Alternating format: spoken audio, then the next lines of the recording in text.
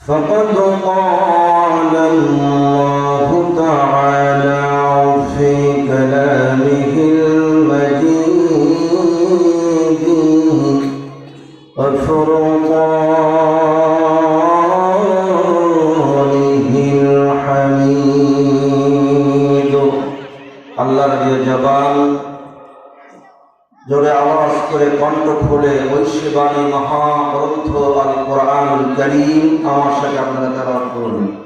আউযু বিল্লাহি মিনাশ শাইতানির রাজীম। বিসমিল্লাহির রাহমানির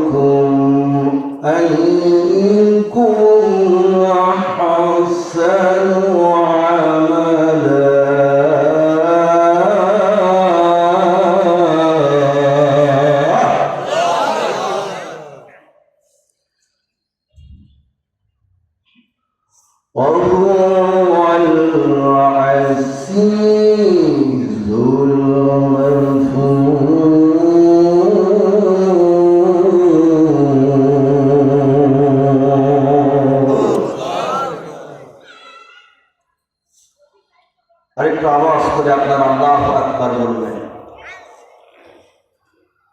কোরআন শোনার পর আল্লাহ রাসূল কারীম সাল্লাল্লাহু আলাইহি ওয়াসাল্লাম বলেছেন, আমার যে উম্মাত আল্লাহ সুবহানাহু ওয়া তাআলার যে গোলাম, তার জবানটা খুলে মুহাব্বতে আল্লাহু আকবার বলে আল্লাহর বরত্ব ঘোষণা করে আল্লাহ পাক তার দুইটা উপকার করে। জোরে বলেন সুবহানাল্লাহ। আওয়াজ দিয়ে বলেন কয়টা? আরো জোরে বলেন কয়টা? আল্লাহ রাসূল কারীম সাল্লাল্লাহু আলাইহি ওয়াসাল্লাম বলেন, আল্লাহ রাব্বুল আলামিনের কোরআন শোনার পর বান্দা যখন আল্লাহু আকবার চিৎকার করে বলে, আল্লাহ সর্বপ্রথম বান্দার জবানটা দিয়ে যখন একবার উচ্চারণ হয়, আমার সাথে বলুন আল্লাহু আকবার। আল্লাহ নবীজি বলেন, জবান দিয়ে যখন করা যায় আল্লাহু আকবার, আল্লাহ ছাড়া বড় এই দুনিয়ায় আর কোনো মালিক নাই। কথা বলেন ঠিক না বেঠিক? বান্দা যখন এই আওয়াজে চিৎকার মেরে ওঠে, আমার আল্লাহ সুবহানাহু ওয়া তাআলা বান্দার কলিজাটা প্রশস্ত করে দেয়। জোরে বলেন সুবহানাল্লাহ। আর যখন কলিজাটা বান্দার বড় হয়ে যায়, পৃথিবীর কোনো ভাইরাস, কোনো করোনা, কোনো ক্যান্সার, কোনো স্ট্রোক এই বান্দার কলিজায় আঘাত করতে পারে না। জোরে বলুন সুবহানাল্লাহ। আল্লাহর নবী বলেন, আমার উম্মতরা যখন আল্লাহু আকবার বলে চিৎকার মানে চিল্লায় ওঠে, আল্লাহ রাব্বুল আলামিন আরশ আজিমের জানালাটা খুলেন, ওই বান্দার দিকে একটা কুদরতি নজর দেয়, বলে কে রে কে? আল্লাহু আকবার বলে চিৎকার মেরে আওয়াজ মারে, ফেরেশতা মণ্ডলী বলে রব্বুল আলামিন আব্দুস সাবুরের ছেলে আব্দুল গফফার আল্লাহু আকবার বলে তোমার বরত্ব ঘোষণা করে, তুমি ছাড়া এই দুনিয়ায় আর কোনো বড় মালিক নাই। জোরে বলেন আল্লাহু আকবার। আল্লাহ রাব্বুল আলামিন বলে, বান্দারে হে ফেরেশতা মণ্ডলী, আমি এই মুহূর্তের জন্য আমার ওই গোলামের কলিজাটা প্রশস্ত করে দিয়া ওই গোলামের ওই বাংলাদেশের সবচাইতে বড় রোগ স্ট্রোক, ওই স্ট্রোক রোগ থেকে তার কলিজাকে আমি আল্লাহ হেফাজত করে দিলাম। এটা হচ্ছে বান্দার প্রথম নম্বর উপকার, যে আল্লাহু আকবার বলে চিৎকার মারবে কোরআন শোনার পর, জীবনে কোনোদিন তার স্ট্রোক হবে। কথা বলে ঠিক না? ঠিক স্ট্রোক আছে না? এগুলো বলেন। চিকিৎসা বিজ্ঞান তারা রিসার্চ করে অধ্যয়ন করে থিওরি বাহির করেছেন, পৃথিবীর যত রাষ্ট্র আছে না কেন সব রাষ্ট্রের ভিতরে বাংলাদেশের মানুষগুলো স্ট্রোক করে বেশি, কারণ ওরা পোল্ট্রি খায় বেশি। কি খায় যেন বলেন? পোল্ট্রি খায় বেশি। ওই পোল্ট্রিও খায়, ওরা পাল্টিও মারে। ওদের আমি স্ট্রোক রোগ দিয়েছি।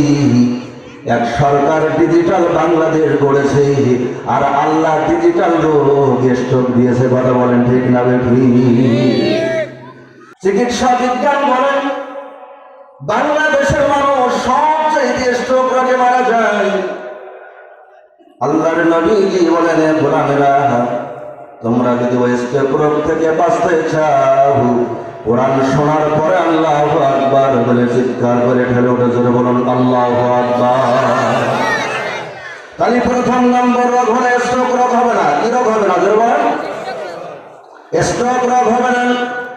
দ্বিতীয় নম্বর উপকার হচ্ছে লিসানুল জাহি। আমার রাসূল কারীম সাল্লাল্লাহু আলাইহি ওয়াসাল্লাম বলেছেন, কোরআন শোনার পর আল্লাহু আকবার বলে যে কোরআন আল্লাহর বরত্ব ঘোষণা করে, যে জিহ্বা দ্বারা আল্লাহু আকবার বলে আমি নবীজি সাক্ষ্য দিলাম, ওই জিহ্বা কোনোদিন জাহান্নামের আগুনে পড়বে না। জোরে বলেন সুবহানাল্লাহ। তাই কোরআন শোনার পর আল্লাহু আকবার বলার দরকার আছে না নাই? কারা কারা আল্লাহু আকবার বলে একটা হাত উঁচু করে একটা লিল্লাহি তাকবীর, লিল্লাহি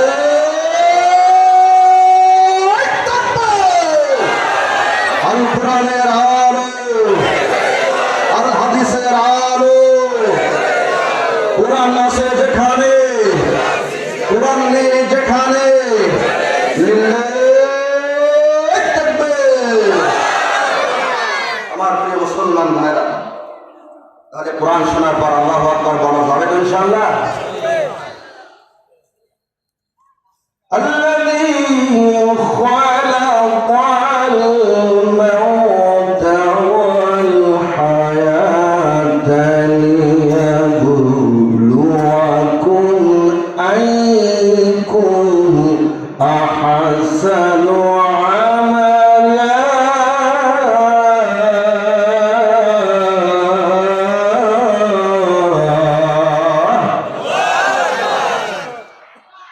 وهو العزيز